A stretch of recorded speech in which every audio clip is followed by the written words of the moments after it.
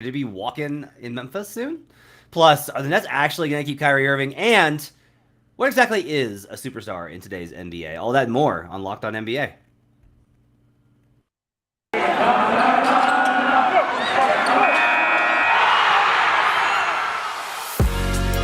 You are Locked On NBA, your daily NBA podcast. Part of the Locked On Podcast Network, your team every day. Welcome to Locked On NBA, your daily source for all things NBA from the Locked On Podcast Network, your team every day. My name is Matt Moore. I'm the senior NBA writer for the Action Network and the co-host of Locked On Nuggets, joined by David Ramil, co-host of Locked On Heat. You can follow him at DRamil13. We are the walking wounded today because both of us are extremely sick. So bear with us if you're listening to this in audio form. If you're wondering why everything is scratchy, that's why. But we're going to hammer through this. We're going to power through. We're going to have a flu game, David. We're going to keep it up. And we're going to start today with the latest news. It's nice that you and I do Mondays. We record this on Mondays for Tuesday's show in the offseason because Shams Charania, such a good dude, just gives us a whole big thing every Monday about Kevin Durant for us to talk about. I think this is our fourth in a row that you and I have done together, talking about Kevin Durant based off of news. And in today's article that he posted on The Athletic, Shams did report that a new Western Conference entrant has entered the race, that while talks have stagnated with the Celtics and the Heat and the Raptors and the Suns for the most part, that the Grizzlies have become at least brought into the idea of discussions, and that obviously there's a lot of skepticism around a deal being done. Notably, as of right now, the Grizzlies are not willing to include Jaren Jackson or Desmond Bane, but they do have 5 first-rounders to work with. What was your reaction to the news about the Grizzlies possibly being a suitor for Kevin Durant? Well, I thought it was really interesting. I think from everything we'd heard before, though, it seemed like a lot of teams had been calling about Kevin Durant, but he specifically names Memphis's interest there and their unwillingness to include any of those names that you mentioned. And that's where you also then have to start looking, like, why is this news being leaked now? On whose side is it being leaked from? Probably not from Memphis's front office, because there's no need for them to mention that out there, because again, they're a team on the rise. They've got a good young core there. Why would they want that kind of news being reported regarding any of their young players being offered in a potential deal for Kevin Durant? So it's the Brooklyn side of thing, obviously, that's stirring the pot here, isn't it? Or the agents? Yeah, so I'm a little skeptical here. We talked about this on the show before, that a lot of the Kyrie and KD info has come from Shams' side, whereas the Nets information has largely come from Adrian Wojnarowski. That's good. Now, I don't know. I don't know Shams' sources. I'm not going to claim to know Shams' sources, but I will say that if you look beyond the surface level, here is what this looks like to me. So if you're the Nets and you're trying to drum up interest, right? You would leak, hey, we talked to Memphis. Yeah, Memphis is willing to give us 5 first-round picks, and we talked about Jaren Jackson and Desmond Bane. Now, talked about is a very vague term, because you could say, hey, will you guys give us Jaren Jackson or Desmond Bane? And the Grizzlies say, no, we won't do that. Guess what? You've talked about it. You've had that conversation. My read on it is that this is a play to limit the Nets' leverage. The recurring theme in the article was not all these teams want Kevin Durant. It's all these teams want Kevin Durant, but they're not willing to give up their second best player to get him. Bam Adebayo, off the table. Jaylen Brown, off the table. Like, involved, but they're not willing to give up Marcus Smart on top of it. Scotty Barnes, off the table, right? The Suns don't have anybody of that category to give, right? The Grizzlies mentioned Mikal Bridges, though, and he also goes into details about Atlanta's proposed package too, for John Collins and DeAndre Hunter. So it's much more specified than it has been in weeks past when they do talk about these proposed deals for Durant. It's setting a bar that is less than what the Nets want. It's basically like that article, to me, it reads anyway, as no one's willing to give up draft assets and superstar, star player, like your two. Like, the Hawks are a good example of this, right? To me, John Collins, DeAndre Hunter is a really good combo because I'm exceptionally high on John Collins. Like, I'm just really high on him. If you got John Collins and DeAndre Hunter and some picks, it's bad return for Kevin Durant, but it might be better than if you're not going to get Jaylen Brown and Marcus Smart. I don't know. I like John Collins a lot. The picks matter here. Celtics don't have as many. but it's telling to me that in all these instances, that second player is off the table. Everyone's like, yeah, we'll give you the picks, but we're not going to, like, I'm not going to give you my second best player. And like the Hawks are, like I said, an example of this where it's John Collins, but the second best player on the Hawks now is DeJounte Murray. So it's like, we're willing to give you third but not one of the marquee superstar top of the billing guys. Yeah. I think that the fact the Nets have been so quiet, I think, is telling. Like, to me, they've been really quiet. That, again, a Nets report to me would indicate traction, that they would set a market with, hey, they were willing to give it. When there was a report that Jaylen Brown was at least, that was discussed. Right. That's the Nets at least confirm that, to be like, yeah, okay, because that helps them, right? It's the Celtics saying, we'll give you our second best player for KD. But the Celtics are also like, we won't give you Jaylen Brown and assets. We won't give you Jaylen Brown and Marcus Smart or Robert Williams. You're not getting any of those guys. And so this is the dance that I think we continue to play here where, but I do, maybe the interesting thing here is if you assume that these kind of things are coming from the Durant Irving establishment in Brooklyn, that it's kind of notable that at least Grizzlies are on the map, and that'd be a really fascinating trade, right? Like, if you're able to get that done without including Jaren Jackson, especially, I don't think you can. But it'd be like a really interesting.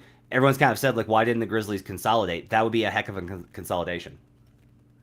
Yeah, no, 100%. And I've seen the flip side of this, and I've got to say, like, maybe I've been crazy. Like, I know I had kind of sort of said, oh, why not trade Jason Tatum for Durant, because it's Kevin Durant, and I've seen Grizzlies fans saying, no way we trade Desmond Bane. And if that's the line that you're going to draw in the sand, I have no idea what the trade market is anymore, because I mean, Bane's a fine player, Jaren Jackson, again, also a fine player, but Kevin Durant is one of a kind, generational type talents. But having said all that, if they can find a way to acquire him, absolutely, it makes him a strong contender. I've also seen the fact that it makes any potential rivalry with Golden State all that much more juicy. That would be a lot of fun to watch those two teams matching up there, with KD on one side and then taking on his former teammates there.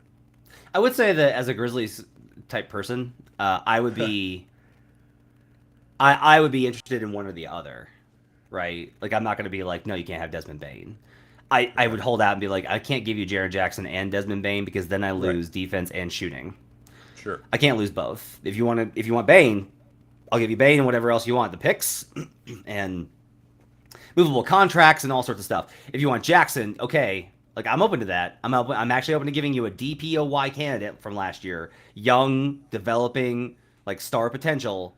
Right. And the picks, but I can't give you, because it defeats the purpose of trading for Durant if you lose so much that you're no longer a contender. You have to maintain. I did think it's really funny, though, the idea of Kevin Durant winding up in a small market with a non-shooter, elite athleticism point guard playing next. Sounds familiar. Playing next to Steven Adams, little familiar. And just Serge Ibaka is still a free agent, isn't he? I don't know. Can Desmond Bane grow a beard? That's really the question that I have for there. All right, let's take a break. We'll come back, and Shams also had a report on Kyrie Irving that I tilted my head a little bit about. We'll talk about that when we come back on Locked On NBA. But first, I've got to tell you about Rocket Money.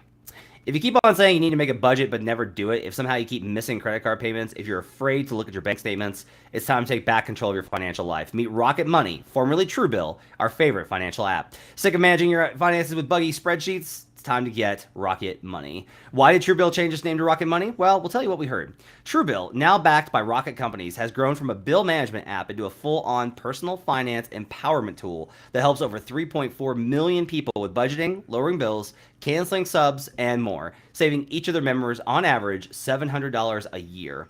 And with all that growth comes the next evolution in Truebill's story, a new name. Bottom line, Rocket Money is everything that we've loved about Truebill, but with a fresh look and feel. Start canceling your unused subscriptions and save money at rocketmoney.com/lockedonnba. That's rocketmoney.com/lockedonnba, or download the app from the App Store or Google Play Store. We'll be right back on Locked On NBA.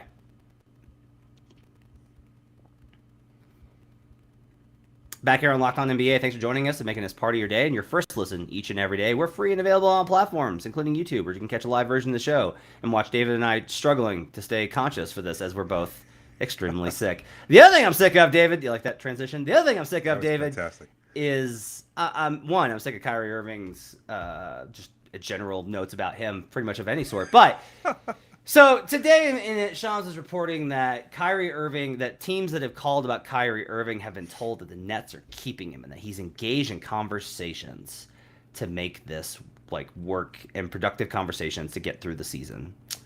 Okay. I already said that my lean is that a lot of this is leaned in terms of sourcing from Kyrie's side.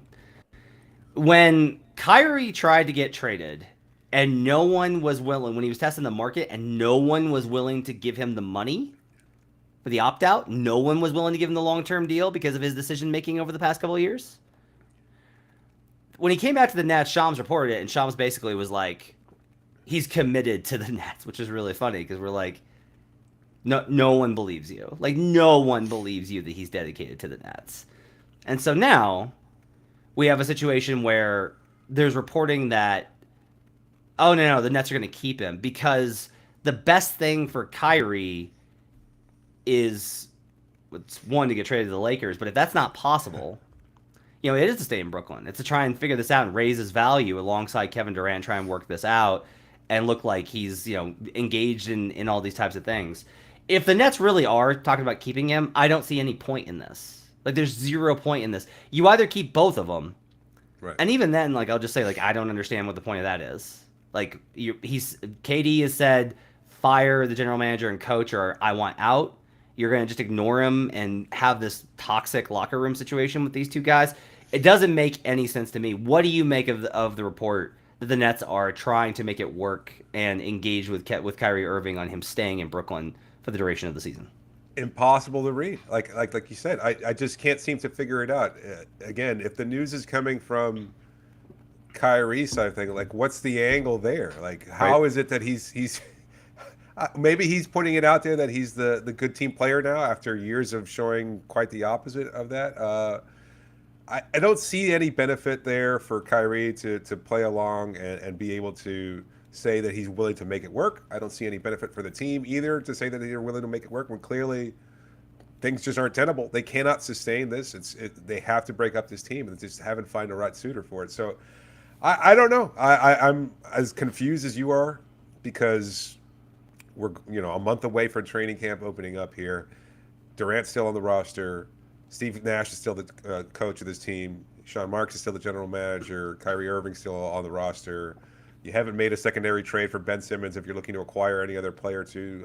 He even emphasizes, Shams does in his report, that they're confident that with Joe Harris back and everything else, this trade that they pulled off in the midseason, there in the offseason, that they're going to be a strong title contender. I don't know, that's a little dubious perhaps, but moreover, that now all of a sudden we're willing to make it work. We're going to try to build this team around Kyrie and KD. I don't know what the heck is going on here. Something has to be finalized here, and I know everybody's trying to get what's best for them from the team perspective. They want to be able to get as much as they possibly can for trading either of these players. But the more time goes on, I think everybody's footing becomes weaker substantially, and everybody's losing leverage at this point. So I just don't understand why it's gone on as long as it has, and I don't know what the next step is for anybody. I did enjoy the description from Shams of the addition of Ben Simmons with 3-time All-Star. Yeah. Ben Simmons back in the fold. That's right. It's just some of this is just too transparent in terms of how it's being presented. If they keep Kyrie, what do you think what's the best case scenario? What's the optimum outcome? Right? Let's say they keep Kyrie, but they don't keep Kevin Durant, which to me that makes 0 sense. Right. But is it just a fun, in football where there's a defensive offsides and you have basically a free play, and that's kind of what you're looking at this year? Maybe we'll make a deep playoff run and we'll see what happens, and then we'll deal with the fallout next year. I'm just trying to understand what this would look like if Kyrie is there the entire season. What's an optimum outcome? I guess you're right about that as far as optimum. That doesn't seem realistic. Also, like, would Kyrie punt away the season kind of the way he has the last couple? I mean, would he say, "Oh, I'm not sure if I want to report," or would he pull some kind of personal excuse as to why he doesn't want to be going to practice regularly, or why doesn't he want to be traveling with the team, etc. Like, as far as the optimal results, then yes, I think let's say he kind of finds new purpose in being the sole leader of this team with Durant there, with Durant gone.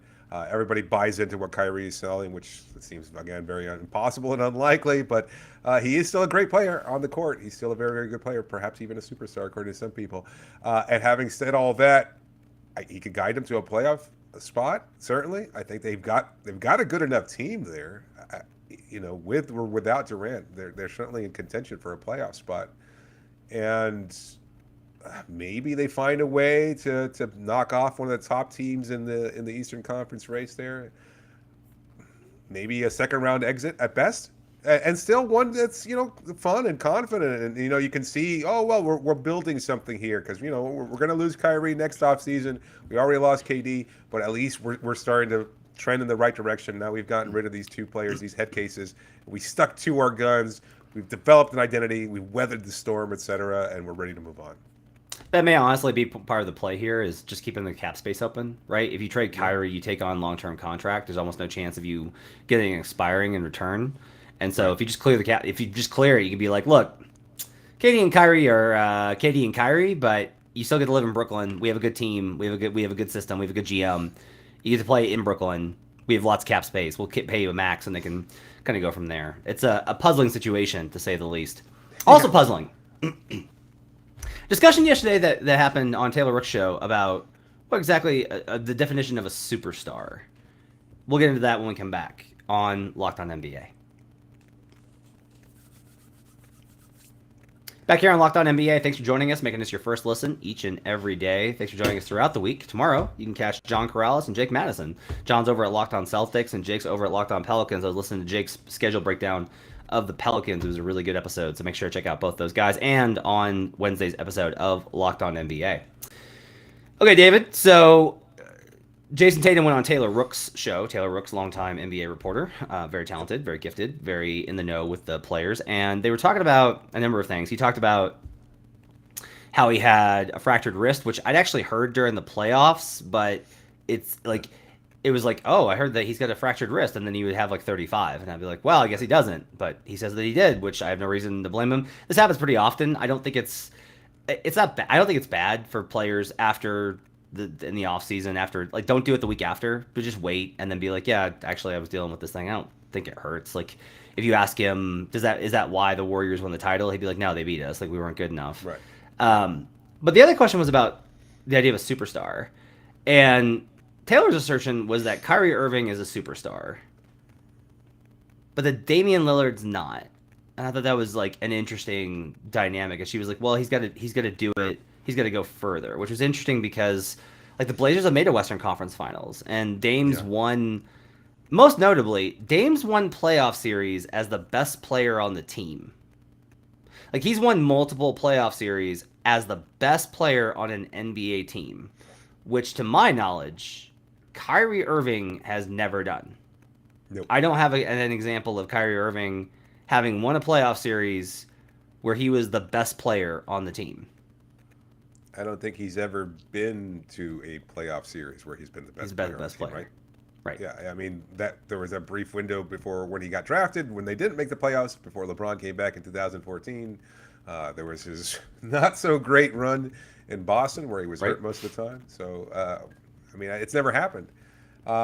This idea of equating, like, team success to an individual player success, or how you define them as a star or superstar, seems kind of ludicrous to me. I don't really put much stock in team success in terms of how I analyze an individual player's strengths or their context, as far as whether or not they're one of the greater players in the NBA, because so much has to break right for a team to succeed in terms of, like, fighting through adversity, injury, etc.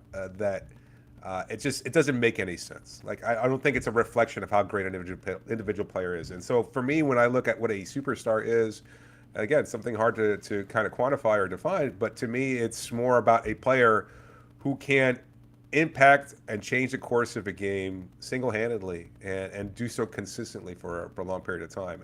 And when you look at it from that perspective, I think most superstars can do so offensively and defensively, while Dame necessarily can't do it defensively. Kyrie certainly can't do it defensively, but both of those players are so good offensively that they do change the course of the game. Like, Dame time is a very real thing. He can win a game, as you said, as being the best player on his team. And that is, at least for my definition, enough to label him a superstar. There aren't many, but I think there are enough players out there that you can see. It's like, you know what? Give him the ball. He's going to make something happen. And that's, I don't see any reason why that we wouldn't use the descriptor of superstar for a player like Dame just because they haven't won a championship. Like, they've done everything they can. The Portland rosters have mostly been flawed or hurt by injury or something like that. They've been on the opposing end. Like, you know, is Patrick Ewing not a superstar? Like, he was one of the all-time great centers, redefined the position, et cetera, at a time when the big man was so important to defining basketball, and he never won a championship. You know, that's ridiculous. Like, you can't just take him out of the conversation as a great superstar because he never won a ring. You know, so I don't know. Again, separating team success as an individual contributor who changes the course of a game on a consistent basis, by every definition, Dame Lillard fits it, and I think he's a superstar. I think there's two different things that are interesting to talk about this in terms of the conversation about the NBA, since we don't have games right now to actually talk about the games. Hey. The first is that the idea of superstardom and whether or not that is directly relatable to on-court success, or if it has more to do with the aura and the fame level. I tend to think a superstar is honestly more along the lines of, are you a famous... Yeah, my co-host on Locked On Heat does the same thing. Like, he equates it with like jersey sales or like talkability, like the celebrity aspect of it. Like, under that definition, Nikola Jokic isn't a superstar. He's a two-time MVP. So the question then is now, Jokic was second in front court All-Star votes, right? Pretty good, pretty good. So people notice, but Nikola Jokic is not going to go on Good Morning America. And Nikola Jokic is not going to do, you know, Joe Rogan's podcast and or be on The Shop even, right? And there are guys who compete at a level where they're elite, but their fame doesn't necessarily translate. And I do think a lot of that's tied to market. If Dame played for the Lakers, he'd be a superstar. If Dame played for Brooklyn, he'd be a superstar. If he played for Miami, I think he'd be a superstar. I don't think he's necessarily thought of... I think that if you ask your average NBA League Pass owner, like anyone that subscribes to League Pass, is Damian Lillard a superstar? They'd be like, yeah, come on. Yes, absolutely. Because it's just a matter of, is he good enough? But that's not really how the conversation winds up getting played out in a broader... If you get outside of the hardcore NBA fans, the question is like, does somebody's mom know them? Are they brought up like randomly? Are they on magazine covers? And I don't necessarily care about those things. I just personally don't. I don't know why we would care about them. Like, I care about how good they are. The difference between superstar and star, I think, is pretty fascinating from that standpoint. If we do ascribe superstardom to player talent, you mentioned you're like, there's not a lot of them. Right. That, I think, gets into some of this, is whether or not you're somebody that wants to give so many good players credit, or if you're like, I want to be discerning and only hold this label for a handful of guys, right? Like, LeBron's a superstar, and Kevin Durant's a superstar, and is he? And Joel is he? and I'm not trying to be difficult, because we had this conversation on Locked On. Is he? Like, I don't even know that he's a name that your casual peripheral fan knows anymore, and like he's so grumpy, like hard to like. I mean, forcing his way out of Oklahoma City, whatever, which I have never complained about. You know, it always seemed like he was a secondary player to Steph Curry. Like, now the last couple of years with injury, like I don't know that he has the Q rating for all that. And so I just think if you're gonna start quantifying celebrity status, I don't know that he fits the bill. But I think that's an interesting point, because what you're talking about is not fame, it's popularity. So you can be famous without being popular. and that's what I think KD is. I don't think Okay. KD's popular right now. I think No, most people are definitely. like, "Come on, man! Like, just go win somewhere. Like, you could be one of the 5 best players of all time. You're a 7 foot 50, 40, 90 shooter. You're Right. insanely good. Why is all of this like? Why are you constantly Right. having issues with these places that you where you have all this success? Um, versus I think Dame actually suffers from the opposite, which is like Dame ever like just does his job and wants to be in Portland and is committed to the franchise and has made those decisions and has been incredibly loyal, and that I think has probably hurt his fame, but it's made him more popular because I think that he's a very popular player because everybody's like he stays there. He's done the, Loyalty. the thing for Portland, yeah, loyalty, like all those types of things. But because he doesn't play in a large market, less fame, and a lot of that gets into bigger questions about what you value, which is, do you want a legacy or do you want the money? You don't have to choose. Sometimes you can have both, but sometimes you have to choose between those two things in varying degrees. And I think that's like a fascinating kind of counter juxtaposition. It's interesting that you think that KD is not a superstar. Not wrong. No, Like I can see no. the idea. I personally do. I absolutely do. I But you just think it's worth you can asking? make the. Yeah, I think there's an argument to be made. Like we had this discussion, and I hate to tie it back to Miami, but like, is Jimmy Butler viewed as a superstar? Like, top 10, 15-ish player in the NBA, very good during playoff runs, has a Michelob Light commercial, marketable, charming, has a social media following, etc. Do you view him as a superstar? Kinda, sort of. I do personally, but Yeah. again, maybe I have a much more open definition than most people do, and he still hasn't won or anything. So I imagine Taylor Rooks doesn't think he's a superstar, but I Right. don't know. Like that, Like there's LaMelo, but here's what's interesting yeah, is like LaMelo Ball's not a superstar. yeah, But like I have a hard time believing that even by Taylor's definition that you wouldn't say Luca is, and Luca hasn't done right. anything. Carmelo Right. Anthony, So like, I yeah. mean, all-time great, hasn't won anything, etc. I Chris mean, Paul never won a title. It's Chris Paul, yeah, like Chris Paul with all those advertisements. So that those differences between the two, I think, is an interesting discussion, and gets it just into where the NBA sits in the landscape of society, of culture. right, That you can be and this is where Kyrie comes in. Kyrie's very prominent in NBA culture, despite not being very prominent in terms of his actual NBA winning contribution. He actually hasn't done that much. He had an amazing 3 games in June of 2016. Really phenomenal. Hit a very big shot. But other than that, I think if you look at the broad spectrum of his career, I think you'd be hard pressed to find the argument to hold that he's been that impactful. All right, let's go wrap it up for Locked On NBA. Thanks for joining us, everybody. Make sure to rate, review, subscribe. Come back tomorrow for Jake Madison and John Corrales, as well as all the guests throughout the week and hosts on Locked On NBA. You can follow us on Twitter, Locked On NBA Pods. For David Ramil, who's at DRamil13, DRAMIL13. I'm Matt Moore. We're both going to go lay down for a while. We'll see you guys again next time on Locked On NBA.